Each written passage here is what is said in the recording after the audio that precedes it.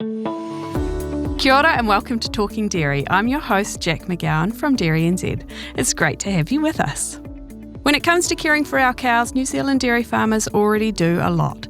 Our animals spend most of the year outdoors where they've got space to move and they're comfortable in their environment.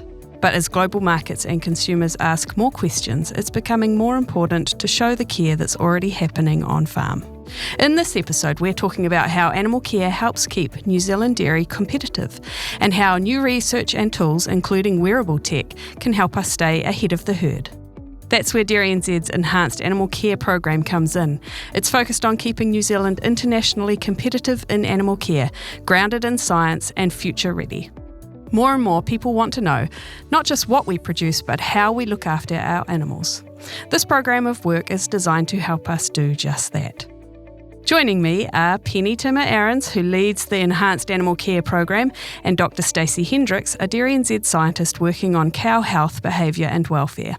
Together, they'll unpack the research, the opportunities, and how technology, like wearables, could help farmers show the great care already happening on farm. Let's get into it. Tēnā korua, welcome back to Talking Dairy. Both of you have been here before, but give us a quick introduction about who you are. Kia ora, Jack. I'm Penny, the Senior Animal Care Specialist at DairyNZ, and with Jenny Jago look after our Enhanced Animal Care program, where we're investing in tools and resources for farmers, so things around like mastitis and lameness. We're doing policy advocacy on behalf of farmers to the government, and also investing in research for sort of current risks and future opportunities. Thank you. And Stacey?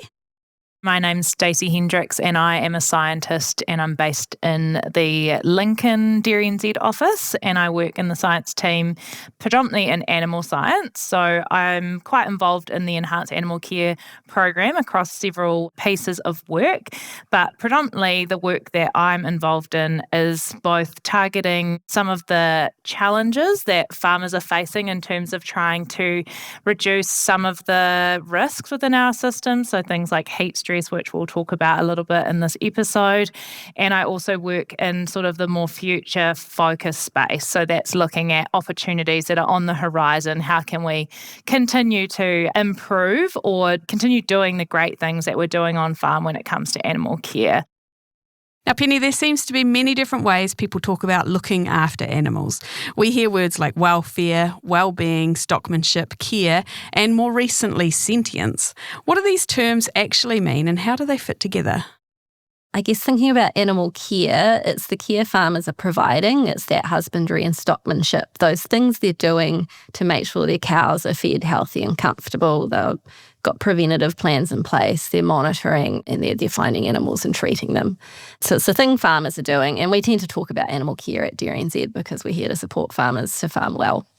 And then welfare or wellbeing is sort of the outcome of that care plus other factors. And those other factors which make up sort of animal welfare, we can look at, there's a model called the 5 domains model, actually developed in Massey University in New Zealand, but is now used internationally. And those other domains that we're looking at are nutrition, health, environment, and behaviour. And so if you're kind of meeting a cow's needs across those domains, she'll be experiencing positive welfare.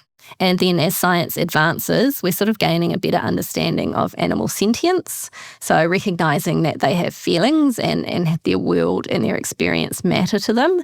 That's where kind of the shift that farmers will be hearing around positive welfare and those language of things that matter to cows, so like comfort and pleasure and other things like frustration, so those kind of feelings and I guess cow emotions. And so that's sort of coming through to having a good life for animals, not just avoiding kind of negative health impacts. And sort of an example to try and make that a little bit more real, because that was a bit of a word salad, is if we think about calf shed flooring. So there's been research done, calves raised on stone flooring versus wood chip flooring have very similar health and productivity outcomes. So in terms of disease and weight gain and growth, very similar. So you're meeting those kind of basic welfare requirements.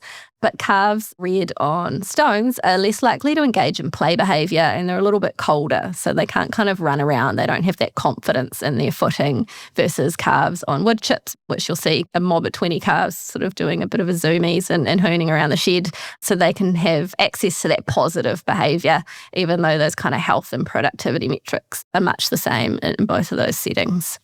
Because I'm a bit of a policy nerd and tend to think about the Animal Welfare Act, and Stacey's a technical expert in the animal welfare science domain, we turn to default to animal welfare, which maybe has a little bit of a negative connotation, which is where I think wellbeing can be a really useful framing of talking about positive welfare. But, welfare and wellbeing are interchangeable. And then I guess the key idea behind all of these terms and language is the same, trying to pull it together. Animals are cared for and their experiences matter. Thanks, Penny. Now, Stacey, Penny has talked about how our understanding of animal care has evolved from that idea of just thinking about making sure they're not having negative experiences to actually recognising they need positive experiences. Stacey, you've been looking into what's driving those expectations, both here and overseas, and you've spoken with milk processors, industry groups and researchers. From your perspective, why is it important for New Zealand farmers to maintain their high standard of animal care? So yeah, as you've alluded to, we've gone and brought together perspectives from different groups across the sector, so milk processors, industry groups and researchers. A bit of work that we've done in DairyNZ as part of a project to try and understand what the top 5 factors are that are keeping New Zealand's dairy sector competitive internationally, identified animal care as one of those top 5 factors. So that really tells us that animal care and the standards that we uphold are really part of our reputation and what we're actually known for globally. That's kind of one key component of what's really allowing us to understand where we sit internationally. But alongside that, there's also been research undertaken about consumer preferences. So a lot of research groups have undertaken work in this space, but in particular, one that's close to home is the Ministry of Primary Industries does some industry insight reporting, and they looked at consumer preferences and identified that consumers value products that come from animals that are well cared for and that are living good lives. And so animal welfare is seen as a core product attribute. And it's not just about milk quality anymore. It's about how that milk is produced, and that's what people are willing to pay for.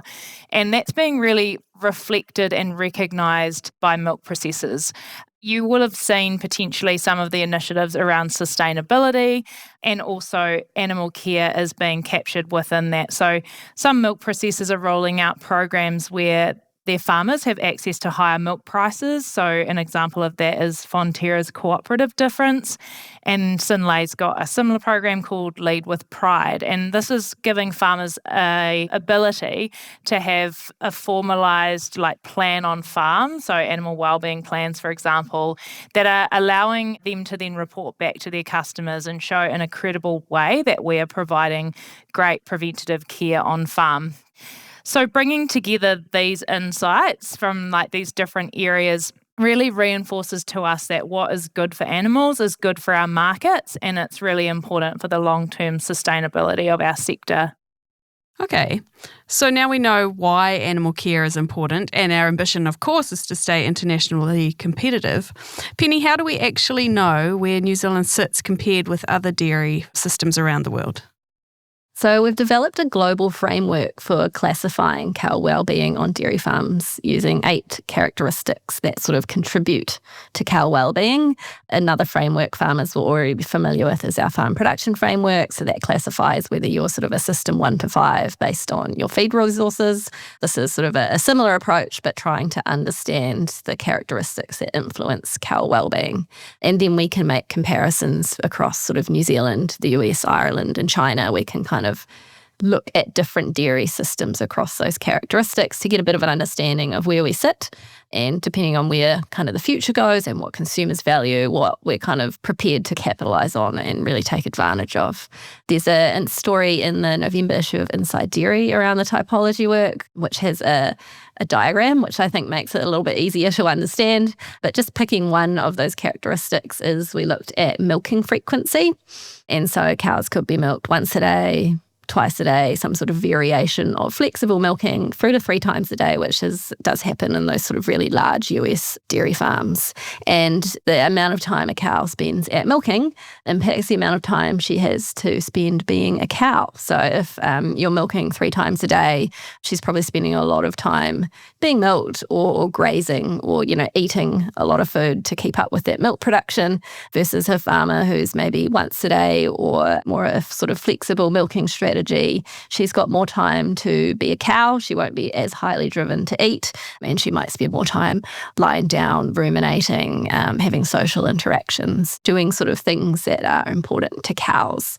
And I guess using this global typology, it also identified that every system has some trade-offs. So those highly managed or housed systems can protect cows from heat and cold. I mean, they're indoors, they've got shelter all the time, but it might restrict some of their movement or natural behaviours, like our ability to sort of lie flat out on their sides.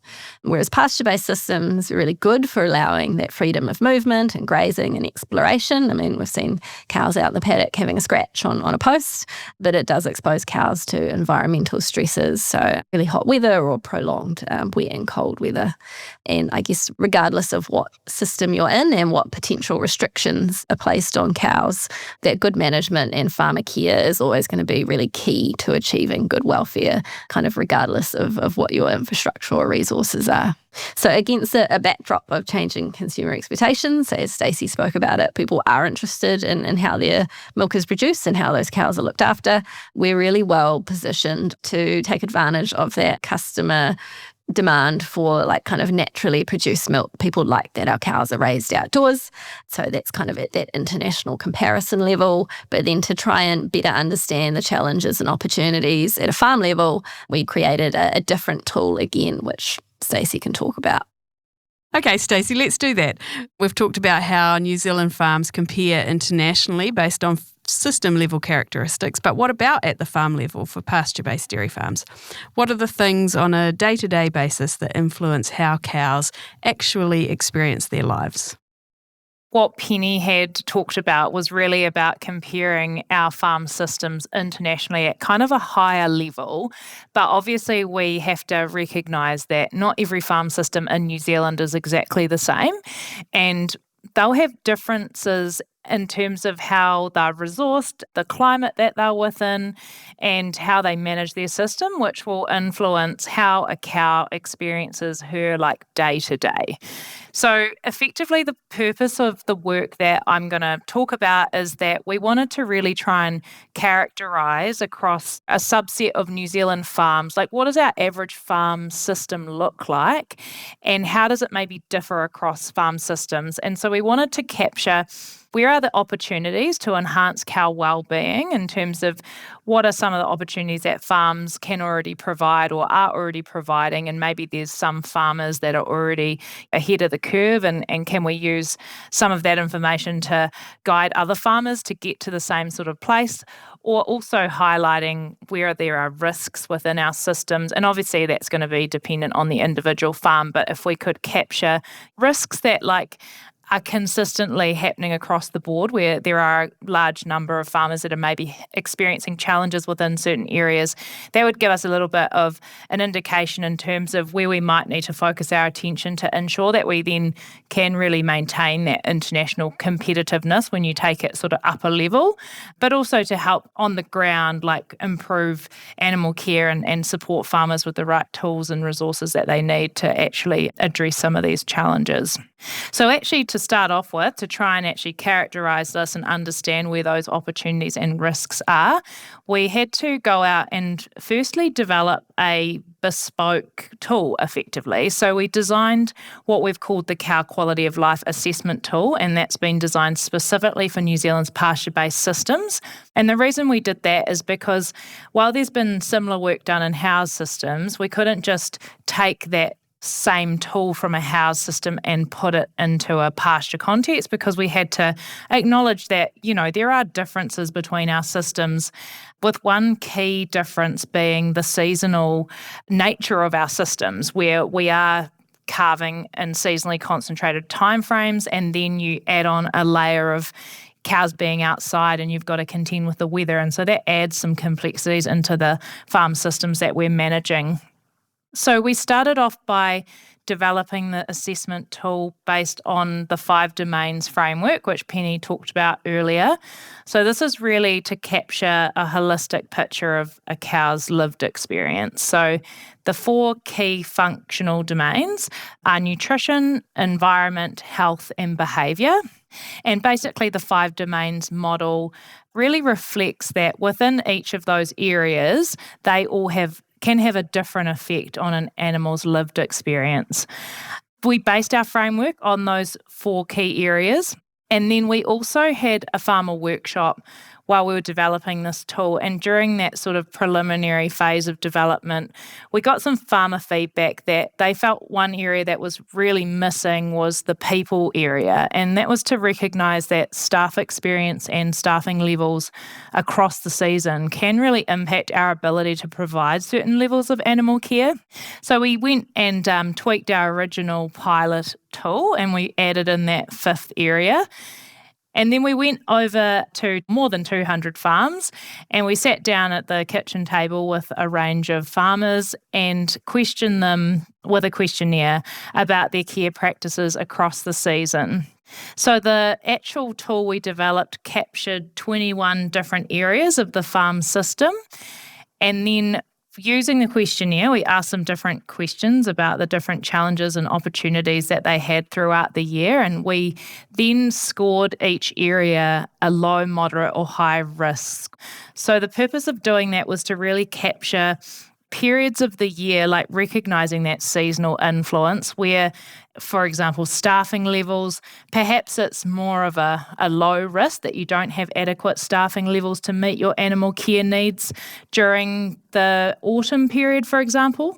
But come springtime, when you've got all your cows calving within sort of a 12-week window, you've sort of maybe got additional pressures on your farm system, and that might impact your ability to actually provide the level of care you need. Also, given that, it's a time where you've got higher rates of transition cow diseases and things like that. So that was really great to see that we were able to kind of capture those unique differences within our system.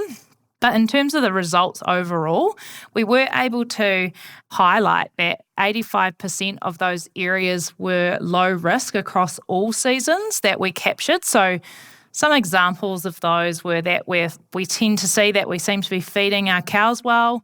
We're providing them with high quality feed throughout the year. We're very proactive in terms of dealing with health issues. We're providing adequate space for animals to graze freely, and we're allowing them with opportunities for social contact with their herd mates. We did, however, identify a few potential areas for improvement, and these are relatively well known, I think. So seasonal challenges that farmers are probably well aware of. So issues around staffing, as I sort of alluded to in the springtime, for example. Potential challenges around providing adequate lying surfaces that are dry and comfortable throughout the season. So particularly for those farms that are maybe in quite cold and wet areas, or they're wintering on crops. And then another key area we identified was heat stress risk. And so this is obviously really restricted to summer and potentially maybe a bit of autumn, depending on what region you're in. But really these highlighted areas that both farmers and DairyNZ are already working to improve, but it gives us the opportunity to focus on where we can put future research resources so that we can improve these areas further and provide farmers with the tools that they need to address these challenges. Penny, Stacey has highlighted some of the challenges inherent to the pasture-based system in New Zealand, so heat stress, lying surfaces and staffing levels. Can you give us an example of how farmers can kind of tackle those areas? Yep, because they're system level risks, they're not easy to solve. I think if we could control the weather, that would be a really simple solution. Unfortunately, unrealistic. So yeah, obviously they're connected to lots of parts of the farm system and there isn't a quick fix. So I guess taking comfortable lying in winter, Southland and Otago farmers in particular have done a lot of work on this over the last sort of 6 to 7 years. But it wasn't simple. It wasn't just, we'll replace this crop with grass. That has impacts on feed availability through winter. It's going to impact how much baleage you need to cut through the rest of the year to be able to feed your cows. Do you need to change the body condition score that you dry off at because you're not going to be able to put on as much? What's your soil structure? What's your land type? What can you grow? What can't you grow? It's not simple. And so farmers have made really great progress, but it's taken time and it's taken, I guess, iterating their systems over years. And we do actually have some information on that. We've surveyed farmers and we know they're doing some really good stuff around managing their critical source areas, back fencing, portable water troughs, having plans in place for their staff to shift the cows, when the soil gets to a particular condition. So they've done a lot of work in that space already. But yeah, just belying the point that it wasn't easy. And then heat stress is probably the next one where we know with climate change modelling that it's going to become more of a challenge. It already is, but it's increasingly going to become something farmers need to grapple with. I think there's something like 67 heat stress days a year in the Waikato. So part of the Enhanced Animal Care Program is a project called Comfortable Cows Outdoors, led by Dr. Charlotte Reid. And that is looking at doing the research to understand what mitigations work and how farmers can practically apply them. Keeping our cows outdoors is great. It's a real competitive advantage, as we've sort of already discussed. But yeah, then managing the heat load in summer can be quite challenging. So in the Comfortable Cows Outdoors project, we're going to be doing a trial this summer comparing shade with sprinklers with altered milking times to see how do those mitigation strategies stack up. I guess the gold standard for heat stress is shade. It cuts the solar radiation, but it's not really practical to tell farmers to plant shade on every square hectare of their farm. That would be a kiwi fruit orchard, which, really shady, but not conducive to milking cows. And also there's different regional differences. So based on some previous modelling that we've done, we think the Waikato, Bay of Plenty and Canterbury are most likely to have more heat stress days. Canterbury, with its large farms and centre pivot irrigation, will need different solutions to Waikato. So solving the sun, or I guess the impacts of heat stress on cows, is going to take different tools and different ways of integrating them into the farm systems. The Comfortable Cows Outdoors trial that you're talking about, Penny, that's something that farmers have been asking for, more information about what mitigation options are the best ones to use in their context. So that's really cool to see that coming to fruition this summer. I'm very excited to see the outcomes of it. Okay, so we know New Zealand farms are already doing really well in lots of areas, and our outdoor systems give cows space to move and graze and be comfortable, but traditional welfare measures don't always make it easy to prove that. Stacey, can you talk us through how we assess welfare and how the science we're doing now is helping us to be future ready? Yeah, so I'll talk first a little bit about how we traditionally have measured welfare.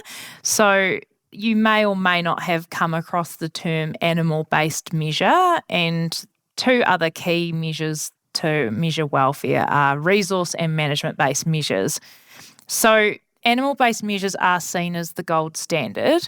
Resource and management-based measures are still helpful, but effectively they don't necessarily tell us how that animal is experiencing her environment. So an animal-based measure can really tell us about something that's already happened or is happening to an animal, whereas a resource and a management-based measure, they're both kind of situational. So it's more about what that animal has access to, but it doesn't necessarily mean that she's going to access that resource. So if I give you an easy example, an animal-based measure that we already use on farm quite commonly is body condition score.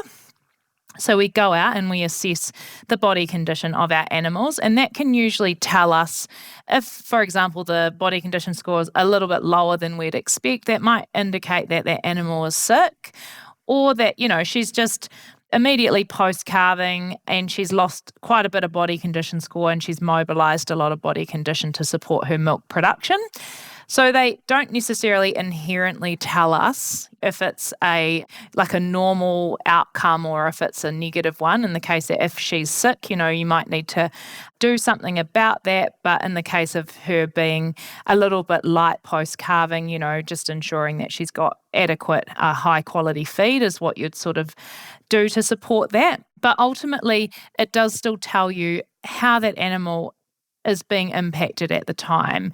Whereas in the case of a resource-based measure, so that could be, how much feed is available to an animal, or that she has actually got a range of different options available to her in terms of different feed types. So that can still be an indicator of welfare, and that, generally high quality feed availability is a good welfare indicator in terms of that she's likely to be able to meet her nutritional needs. But if she's a sick animal and she's feeling a little bit under the weather and isn't able to eat that food or isn't able to access that food because she's having trouble getting up and moving around and grazing, or has low energy levels, then of course, that's only going to tell you so much, and that's where that animal-based measure really will tell you the full story, really. So that's the reason why we talk about animal-based measures being the gold standard.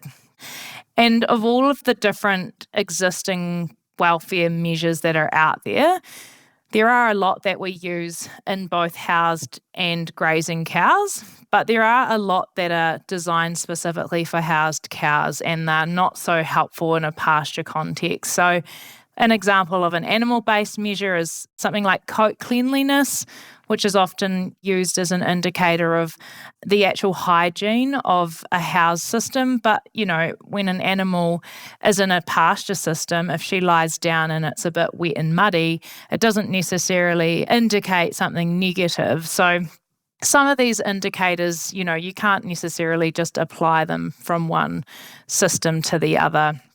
So we've done a bit of a literature review to look at all the different animal-based measures that are out there. A lot of them are, as I mentioned, only really applicable to housed cows.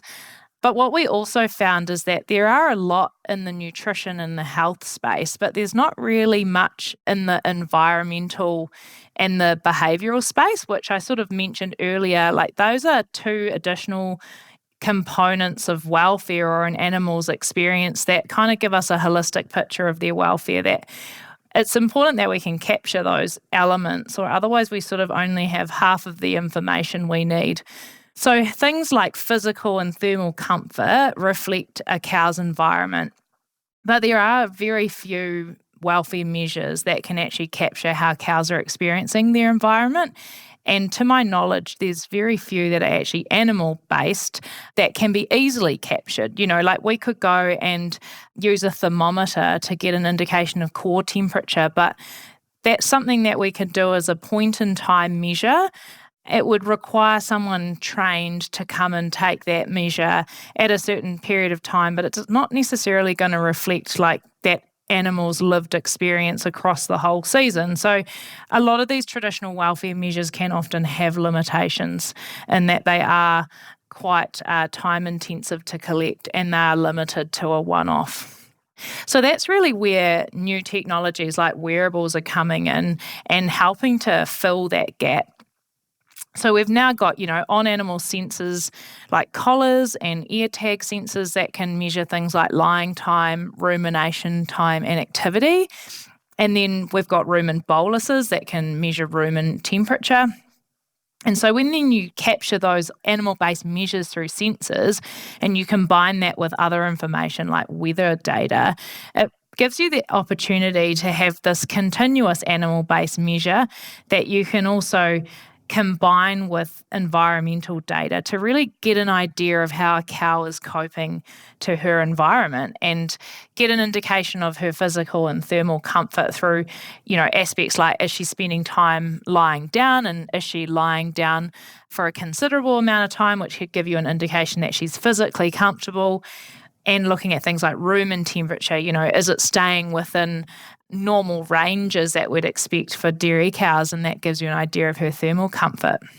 So our goal using these technologies is to really build a proof of concept of how that technology could allow us to develop new animal-based measures, and that will help address some of those challenges of traditional measures so that we can capture things like physical and thermal comfort, which we know are actually some really key benefits of our system. Like most of the year, our cows actually are physically and thermally comfortable, and they've got access to large areas of pasture where we know they like to lie down, and they can sort of sprawl out, lie on their side and bathe in the sun. And so that's really beneficial for their well-being, and that's something that consumers like to see.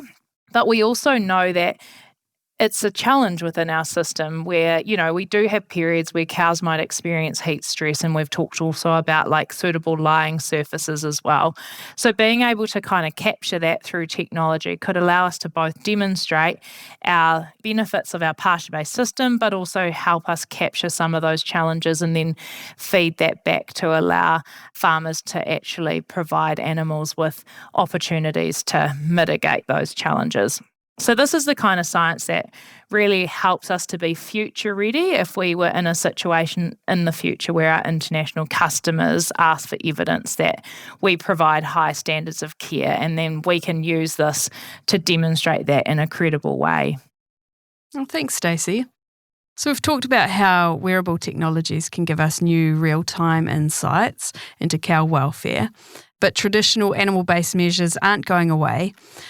Penny, even though they have some limitations, like being a bit time-consuming, how can farmers still use these animal-based measures on farm? Yep. So, they're not perfect, like Stacey's sort of explained, but they are really helpful, and we know farmers are using them. So keeping an eye on body condition score, lameness or signs of illness, it's going to let you pick up your cows who maybe need a little bit of extra help. We've just recently updated our lameness resources to incorporate some current science that's been done actually across farms in the Waikato. And so picking up lameness early and treating it with a block and pain relief, you can get, the study found like world-leading recovery rates. So a cow goes from being identified and treated to back to normal within 18 days, which is actually like really fantastic. So just doing those kind of normal animal health preventative and identification stuff is still really helpful. And while we are, I guess, pushing into this future space of positive welfare and sort of opportunities for play and grooming and social interactions, that kind of nuts and bolts of preventing negative welfare is still really valid. I guess, if you've got the flu and you feel really miserable, you probably don't want to go to a concert or a museum and do those kind of extra things that enhance your quality of life, because you're not kind of in a space to go and do those. You're sick and miserable. And it's still the same in the animal welfare space. We need to avoid negative and then add on top of that the positive welfare. So farmers are already using these day-to-day measures. They're looking after their cows, they're keeping records, they're working with their vet.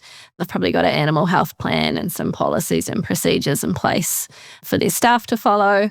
We're also starting to see farmers using both the wearable data and that more kind of traditional sort of health response. So, for example, your collar might give you a health alert for a cow, but it might not be specific or particularly insightful, just, hey, you should check on this cow. And so then farmers are putting in place sort of, I guess, the more traditional measures like, all right, we'll draft her out and we will do a gait score to see if she's lame. We'll do a rapid mastitis test to see if maybe that's the challenge, and just sort of an overall check of how she's looking, her coat, her eyes, her nose. Combining the wearable data with that kind of really great farmer care that we know is already happening in the sector. So you can pull that together and just keep making those small improvements to cow comfort and well-being, use the data and your observations to take the action on farm, and you're going to have a really resilient and sustainable farm system. It should be said that even though you said the animal-based measures aren't perfect, I noticed they're still the gold standard. For example, in the heat stress research we're doing this summer, we're still having to do, well, not me personally, thank goodness, respiration rates at very regular intervals, but that's just not feasible on farm to do it, so which is why we look at new technologies. Yep, that's why we've got a summer intern working in the animal care program who's going to be standing out in the sun with sunscreen and a hat. But yeah, doing those animal observations of respiration rate to match with the very large data set that we'll also get from the rumen boluses.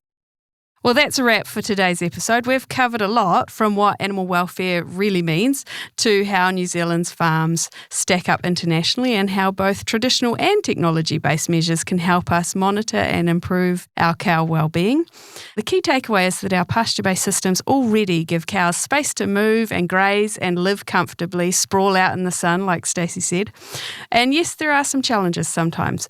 DairyNZ is investing in research to provide tools and strategies that will help farmers address those challenges while keeping cows on pasture. That supports cow well-being and keeps New Zealand dairy competitive in global markets. Now, if you want to dive deeper into this topic, check out the research story in the Inside Dairy November-January 2026 edition. You'll find it on pages 18 and 19, and we'll also link to some information in the show notes. Thank you so much to Penny and Stacey for sharing your expertise, and thanks to you for listening. Catch you next time on Talking Dairy. Mā te wā.